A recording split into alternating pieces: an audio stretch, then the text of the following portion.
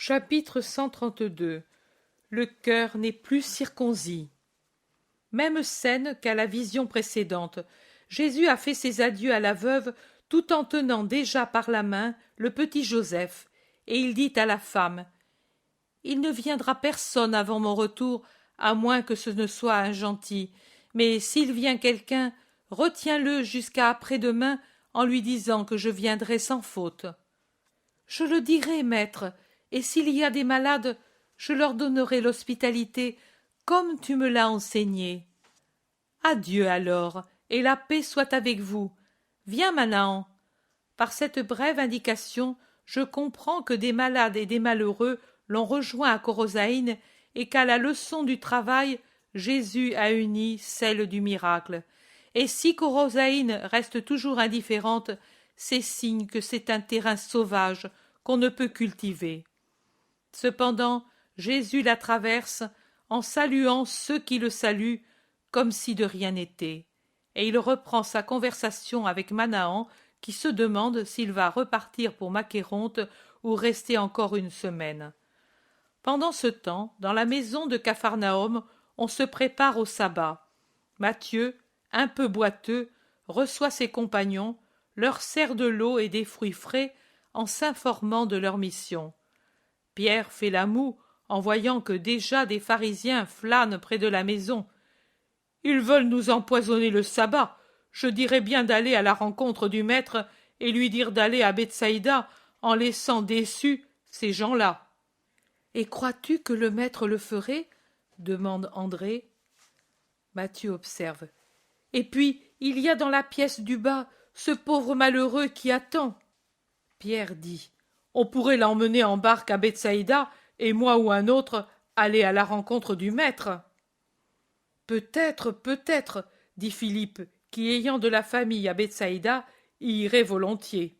« D'autant plus que, voyez, aujourd'hui la garde est renforcée par les scribes. Allons sans perdre de temps.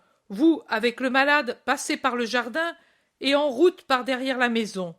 Je vous amène la barque au puits du figuier. » Et Jacques fait de même.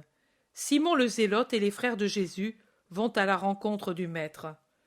L'Iscariote annonce: « Moi, je ne m'en vais pas avec le possédé. »« Pourquoi ?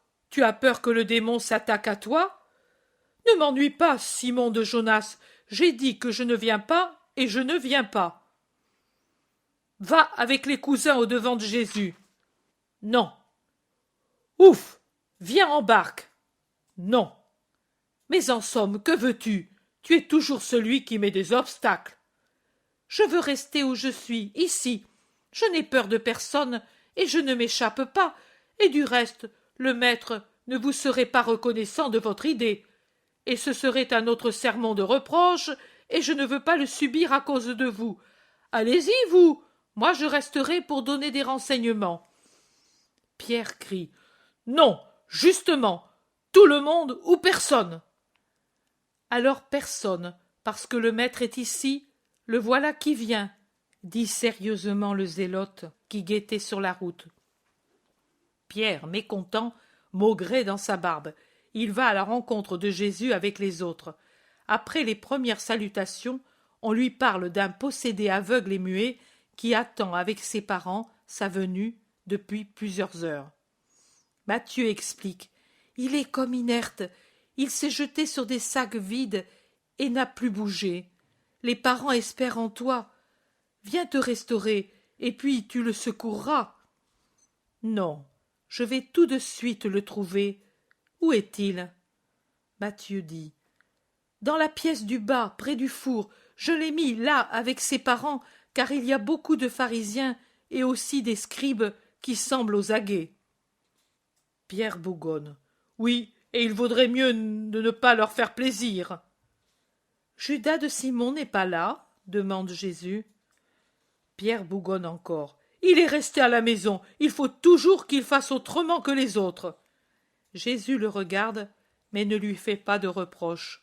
Il se hâte vers la maison en confiant l'enfant justement à Pierre, qui le caresse en sortant tout de suite un sifflet de sa ceinture et en disant: « Un pour toi et un pour mon fils.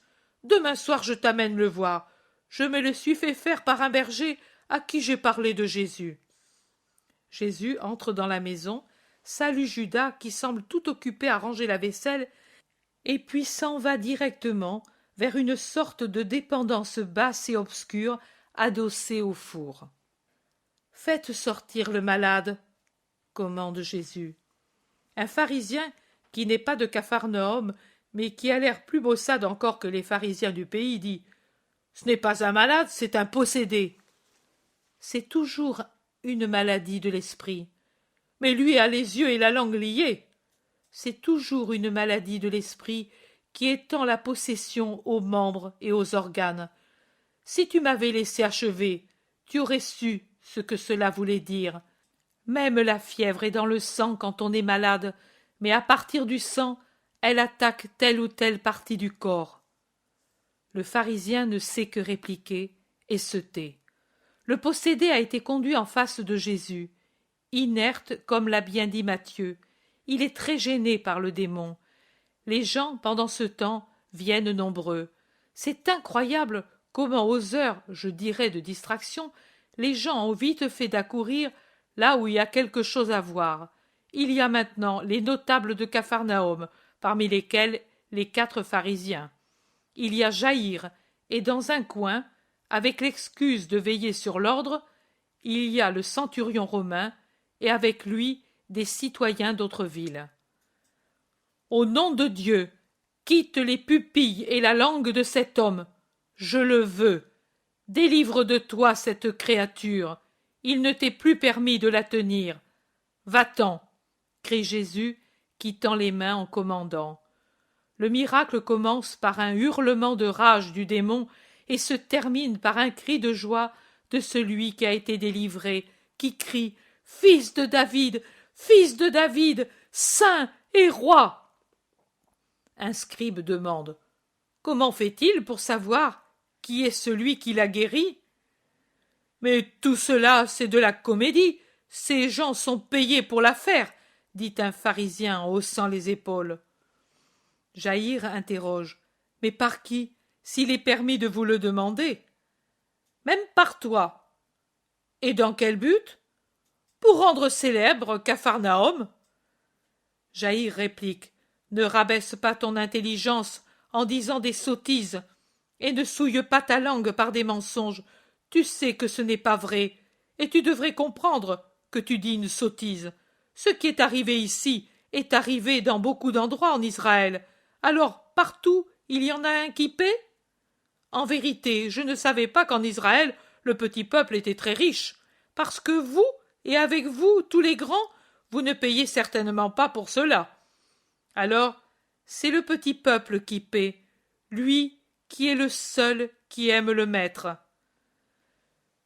Tu es le chef de la synagogue, et tu l'aimes. Ici, il y a Manahan, et à Béthanie, il y a Lazare de Théophile. Ceux-ci ne sont pas du petit peuple. Mais ils sont honnêtes, et moi aussi, et nous n'escroquons personne, en rien, et encore moins dans les choses de la foi. Nous autres, nous ne le permettons pas, car nous craignons Dieu, et nous avons compris que ce qui plaît à Dieu, c'est l'honnêteté. Les pharisiens tournent le dos à Jaïr et s'en prennent aux parents de l'homme guéri. « Qui vous a dit de venir ici ?» ?»« Qui ? Beaucoup de gens, déjà guéris ou leurs parents. »« Mais que vous ont-ils donné ?»« Donné l'assurance que lui l'aurait guéri. »« Mais était-il vraiment malade ?»« Ô esprit sournois, vous croyez que tout ceci est une feinte ? Allez à Gadara, et si vous ne croyez pas, informez-vous du malheur de la famille Anna d'Ismaël. » Les gens de Capharnaüm, indignés, manifestent bruyamment, alors que des Galiléens venus des environs de Nazareth disent « Et pourtant, c'est le fils du menuisier Joseph. » Les habitants de Capharnaüm, fidèles à Jésus, crient « Non, c'est celui qu'il se dit et que l'homme guéri a appelé Fils de Dieu et Fils de David. » Mais n'exaltez pas davantage le peuple avec vos affirmations, dit un scribe avec mépris. Et qui est-il alors ? selon vous? Un Belzébuth! Ô langue de vipère, blasphémateur, possédé, cœur aveugle, notre ruine, même la joie du Messie, vous voudriez nous l'enlever, hein? Usurier, cailloux arides! Un beau vacarme, un beau vacarme, un beau vacarme. Jésus, qui s'était retiré à la cuisine pour boire un peu d'eau, se présente sur le seuil juste à temps pour entendre une fois encore la sotte accusation que ressassent les pharisiens. Ce n'est qu'un Belzébuth, puisque les démons lui obéissent. Le grand Belzébuth, son père, l'aide, et il ne chasse les démons que par l'influence de Belzébuth, prince des démons. Jésus descend les 2 marches du seuil et s'avance tout droit, sévère et calme, en s'arrêtant justement en face du groupe scribo-pharisaïque. En les fixant d'un regard perçant, il dit « Même sur la terre, nous voyons qu'un royaume divisé en factions opposées devient intérieurement faible, qu'on attaque facilement et que les États voisins dévastent pour en faire leurs esclaves. Sur la terre aussi, nous voyons qu'une cité divisée en factions contraires perd sa prospérité, et il en est de même d'une famille dont les membres sont divisés entre eux par la haine. Elle s'effrite et devient un émiettement qui ne sert à personne et qui fait rire ses concitoyens. La concorde n'est pas seulement un devoir, mais une habileté, car elle garde les hommes indépendants, forts et aimants. C'est à cela que devraient réfléchir les patriotes, les gens de la même cité ou les membres d'une même famille, quand, par le désir d'un intérêt particulier, ils se trouvent portés à des séparations et à des vexations qui sont toujours dangereuses parce qu'elles opposent les groupes les uns aux autres et détruisent les affections. C'est cette habileté, en fait, que mettent en œuvre ceux qui sont les maîtres du monde. Observez Rome dans son indéniable puissance, si pénible pour nous. Elle domine le monde, mais elle est unie dans un même dessein, une seule volonté, dominer. Même parmi eux, il y aura certainement des divergences, des antipathies, des révoltes. Mais cela reste au fond. À la surface, c'est un seul bloc, sans faille, sans turbulence. Ils veulent tous la même chose et réussissent parce qu'ils la veulent, et ils réussiront tant qu'ils voudront la même chose. Regardez cet exemple humain d'une habile cohésion, et pensez si ces enfants du siècle sont ainsi, qu'est-ce que ne sera pas Satan? Eux, pour nous, sont des satans. Mais leur satanicité de païens n'est rien en comparaison du satanisme parfait de Satan et de ses démons. Là, dans ce royaume éternel, sans siècle, sans fin, sans limite de ruse et de méchanceté, là où on jouit de nuire à Dieu et aux hommes, et où leur respiration est de nuire, leur douloureuse jouissance, unique, atroce, avec une perfection maudite, c'est opérer la fusion des esprits unis dans une seule volonté, nuire. Maintenant, si comme vous voulez le soutenir pour faire douter de ma puissance, Satan est celui qui m'aide parce que moi je suis un Belzébuth inférieur, n'arrive-t-il pas que Satan est en désaccord avec lui-même et avec ses démons, s'il chasse ceux-ci de ses possédés? Et s'il y a désaccord, son royaume pourra-t-il jamais durer? Non, cela n'est pas. Satan est tout ce qu'il y a de plus fourbe et ne se nuit pas à lui-même. Lui vise à étendre et non pas à réduire son royaume dans les cœurs. Sa vie, c'est de dérober, nuire, mentir, blesser, troubler, dérober les âmes à Dieu et la paix aux hommes, nuire aux créatures du Père en lui donnant un grand chagrin, mentir pour dévoyer, blesser pour jouir, troubler parce qu'il est le désordre, et il ne peut changer, il est éternel en son être et dans ses méthodes. Mais répondez à cette question. Si moi, je chasse les démons au nom de Belzébuth, au nom de qui vos fils les chassent-ils? Vous voudrez reconnaître alors qu'eux aussi sont des Belzébuth? Maintenant, si vous le dites, eux verront en vous des calomniateurs. Et si leur sainteté est telle qu'ils ne réagissent pas à l'accusation, vous vous jugerez par vous-même en avouant qu'il y a beaucoup de démons en Israël. Et Dieu vous jugera au nom des fils d'Israël accusés d'être des démons. Car d'où que vienne le jugement, eux, au fond, seront vos juges, là où le jugement n'est pas subordonné par des influences humaines. Si ensuite, comme il est vrai, je chasse les démons par l'Esprit de Dieu, c'est donc la preuve qu'est arrivé à vous le royaume de Dieu et le roi de ce royaume.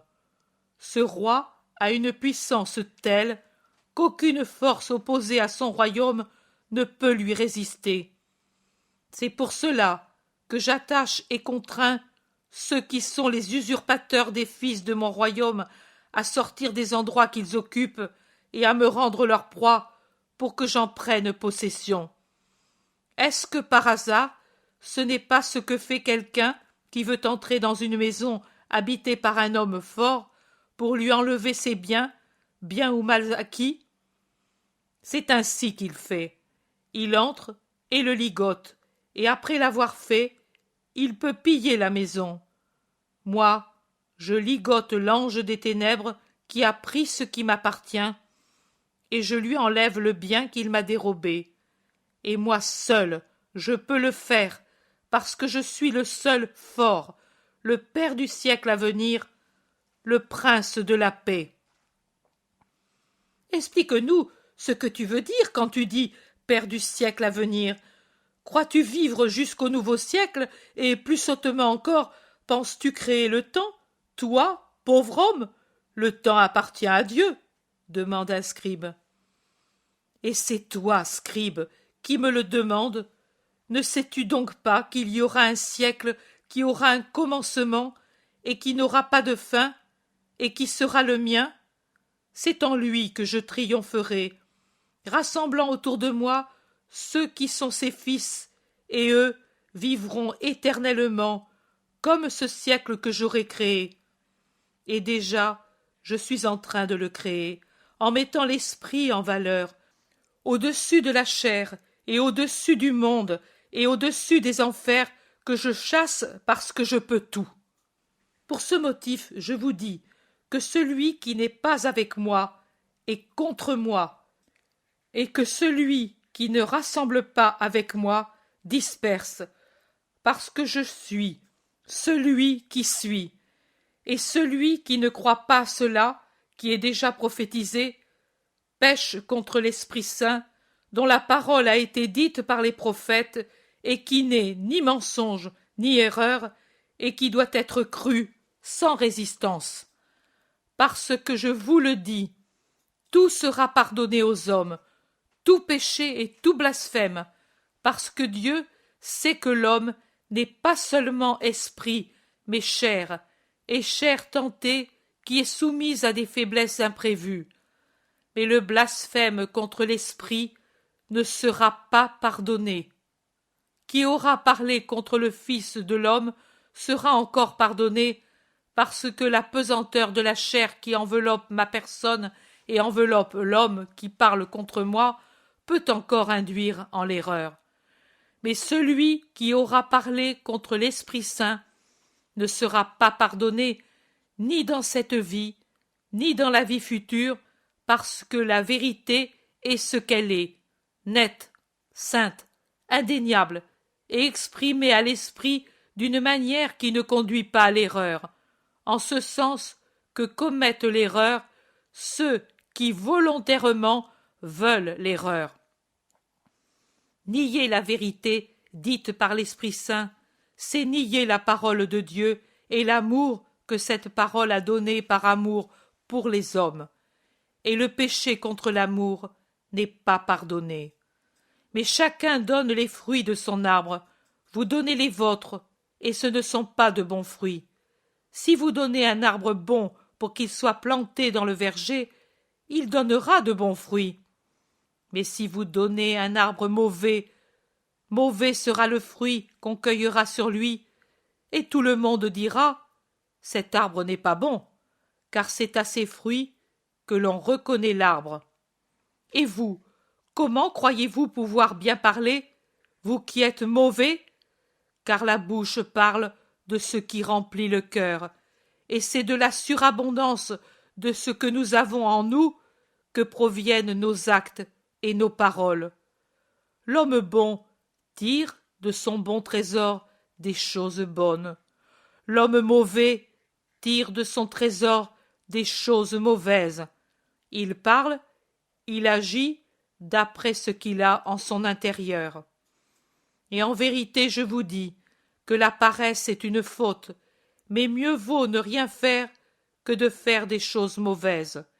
Et je vous dis aussi qu'il vaut mieux se taire que de tenir des propos oiseux et méchants. Même si le silence est oisiveté, pratiquez-le plutôt que de pécher par la langue. Je vous assure que de toute parole dite par oisiveté, on demandera aux hommes de se justifier au jour du jugement. Et je vous dis que les hommes seront justifiés par les paroles qu'ils auront dites, et que c'est par leurs paroles qu'ils seront condamnés. Attention par conséquent, vous qui en dites tant, qui sont plus que oiseuses, parce que non seulement elles sont oiseuses, mais font du mal, et dans le but d'éloigner les cœurs de la vérité qui vous parle. Les pharisiens se consultent avec les scribes, et puis tous ensemble, faisant semblant d'être polis, ils demandent « Maître, il est plus facile de croire à ce que l'on voit. Donne-nous donc un signe pour que nous puissions croire que tu es ce que tu dis être. Tu dis être.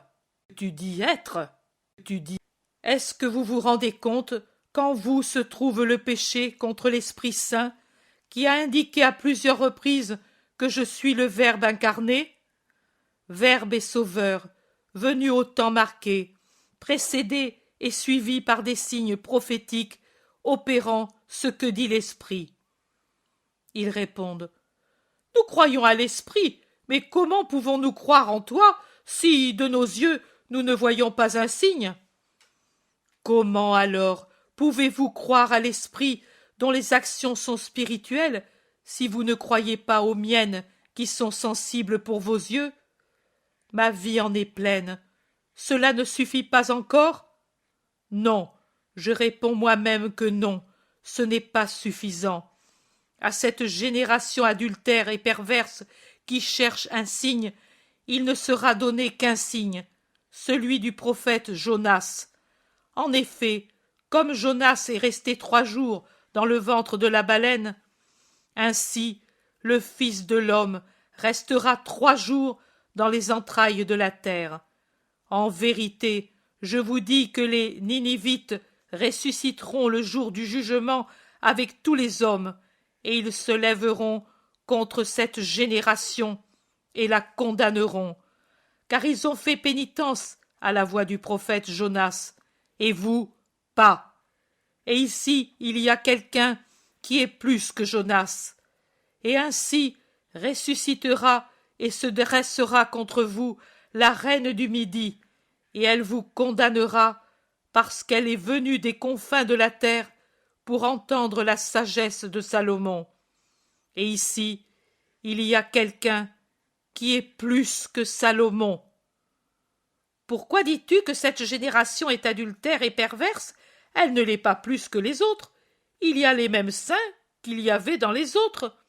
La société d'Israël n'a pas changé. Tu nous offenses. C'est vous qui vous offensez de vous-même en nuisant à vos âmes, car vous les éloignez de la vérité et du salut, par conséquent. Mais je vais vous répondre quand même, cette génération n'est sainte que dans ses vêtements et son extérieur. Intérieurement, elle n'est pas sainte. Il y a en Israël les mêmes noms pour désigner les mêmes choses. Mais il n'y a pas la réalité des choses. Ce sont les mêmes coutumes, les mêmes vêtements et les mêmes rites, mais il leur manque l'esprit. Vous êtes adultères parce que vous avez répudié le mariage spirituel avec la loi divine, et dans une seconde union adultère, vous avez épousé la loi de Satan. Vous n'êtes circoncis que dans un membre caduc. Le cœur n'est plus circoncis. Et vous êtes mauvais parce que vous vous êtes vendus au mauvais. J'ai parlé. Tu nous offenses trop, mais pourquoi, s'il en est ainsi, ne délivres-tu pas Israël du démon pour qu'il devienne saint? Israël en a-t-il la volonté? Non.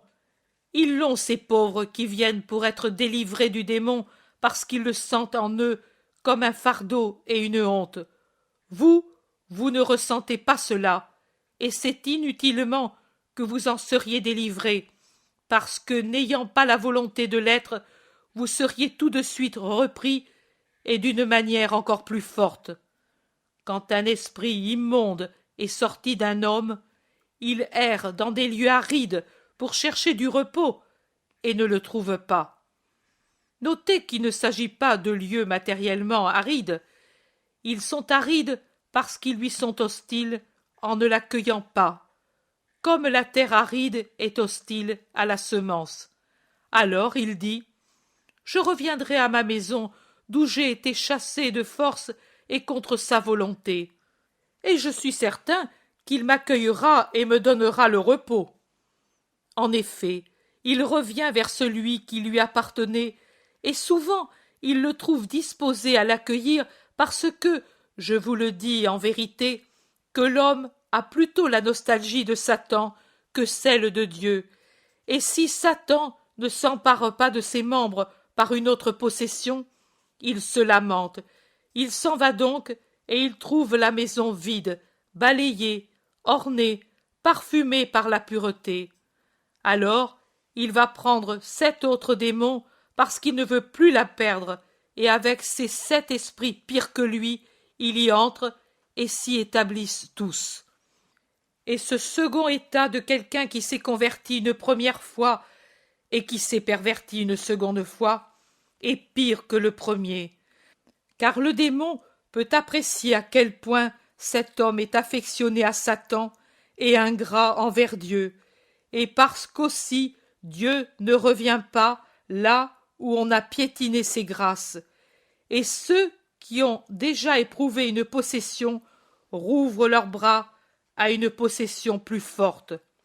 La rechute dans le satanisme est pire qu'une rechute dans une phtisie mortelle déjà guérie une première fois. Elle n'est plus susceptible d'amélioration ni de guérison. Ainsi en sera-t-il aussi de cette génération qui, convertie par le Baptiste, a voulu de nouveau être pécheresse parce qu'elle est affectionnée au mauvais et non pas à moi, non pas à moi, non. Une rumeur qui ne vient pas d'une approbation ou d'une protestation court à travers la foule qui se presse maintenant si nombreuse que la rue est pleine, outre le jardin et la terrasse. Il y a des gens à cheval sur le muret, d'autres qui sont sur le figuier du jardin et sur les arbres des jardins voisins, car tout le monde veut entendre la discussion entre Jésus et ses ennemis. La rumeur, comme un flot qui arrive du large au rivage, arrive de bouche en bouche jusqu'aux apôtres qui sont le plus près de Jésus, c'est-à-dire Pierre, Jean, le Zélote et les fils d'Alphée. Les autres, en effet, sont les uns sur la terrasse, les autres dans la cuisine, sauf Judas Iscariote qui est sur la route parmi la foule. Et Pierre, Jean, le Zélote et les fils d'Alphée saisissent cette rumeur et disent à Jésus « Maître, il y a ta mère et tes frères, ils sont là dehors sur la route et ils te cherchent car ils veulent te parler. Donne l'ordre à la foule de s'écarter pour qu'ils puissent venir vers toi, parce que c'est sûrement un motif important qui les a amenés jusqu'ici pour te chercher. » Jésus lève la tête et voit derrière les gens le visage angoissé de sa mère qui lutte pour ne pas pleurer, pendant que Joseph d'Alphée lui parle tout excité, et il voit les signes de dénégation de sa mère répétés, énergiques, malgré l'insistance de Joseph. Il voit aussi le visage embarrassé de Simon, qui est visiblement affligé, dégoûté. Mais Jésus ne sourit pas et ne donne pas d'ordre. Il laisse l'affligé à sa douleur et ses cousins là où ils sont. Il abaisse les yeux sur la foule et, répondant aux apôtres qui sont près de lui, il répond aussi à ceux qui sont loin et qui essaient de faire valoir le sang plus que le devoir. Qui est ma mère? Qui sont mes frères? Il tourne son regard sévère dans son visage qui pâlit à cause de la violence qu'il doit se faire pour placer le devoir au-dessus de l'affection et du sang, et pour désavouer le lien qu'il attache à la mère pour servir le père. Et il dit, en désignant d'un large geste la foule qui s'empresse autour de lui, à la lumière rouge des torches et à celle argentée de la lune presque pleine, « Voici ma mère, et voici mes frères. Ceux qui font la volonté de Dieu sont mes frères et mes sœurs. Ils sont ma mère, je n'en ai pas d'autres, et les miens seront tels si, les premiers, et avec une plus grande perfection que tous les autres, ils font la volonté de Dieu jusqu'au sacrifice total de toute autre volonté ou voie du sang et des affections. » La foule fait entendre un murmure plus fort, comme celle d'une mer soudain soulevée par le vent. Les scribes se mettent à fuir en disant « C'est un possédé, il renie jusqu'à son sang !» Les parents avancent en disant « C'est un fou, il torture jusqu'à sa mère !» Les apôtres disent « En vérité, cette parole est tout héroïsme. » La foule dit « Comme il nous aime !» À grand-peine, Marie, avec Joseph et Simon, fendent la foule. Marie n'est que douceur, Joseph absolument furieux, Simon embarrassé. Ils arrivent près de Jésus. Et Joseph l'attaque tout de suite. « Tu es fou? Tu offenses tout le monde? Tu ne respectes pas même ta mère? Mais maintenant je suis ici, moi, et je t'en empêcherai. Est-il vrai que tu vas comme ouvrier çà et là? Et alors, si c'est vrai, pourquoi ne travailles-tu pas dans ta boutique pour nourrir ta mère? Pourquoi mens-tu en disant que ton travail, c'est la prédication? Paresseux et ingrat que tu es! Si ensuite tu vas travailler pour de l'argent dans une maison étrangère, vraiment, tu me sembles possédé par un démon qui te fait divaguer. Réponds. » Jésus se retourne et prend par la main le petit Joseph, l'approche près de lui et le lève en le prenant par-dessus les bras et dit « Mon travail a été de donner à manger à cet innocent et à ses parents et de les persuader que Dieu est bon. Il a été de prêcher à Corozaïne l'humilité et la charité, et pas seulement à Corozaïne, mais aussi à toi, Joseph, frère injuste. Mais moi, je te pardonne, parce que je sais que tu as été mordu par les dents de serpent. Et je te pardonne aussi à toi, Simon inconstant. Je n'ai rien à pardonner à ma mère, ni à me faire pardonner par elle, parce qu'elle juge avec justice. Que le monde fasse ce qu'il veut. Moi je fais ce que Dieu veut, et, avec la bénédiction du Père et de ma mère, je suis heureux plus que si le monde entier m'acclamait roi selon le monde. Viens, mère, ne pleure pas. Eux ne savent pas ce qu'ils font. Pardonne-leur. Ô mon fils, je sais, tu sais, il n'y a rien d'autre à dire. Il n'y a rien d'autre à dire aux gens que ceci. Allez en paix. » Jésus bénit la foule, puis, tenant Marie de la main droite et de la gauche l'enfant, il se dirige vers l'escalier et le monte le premier.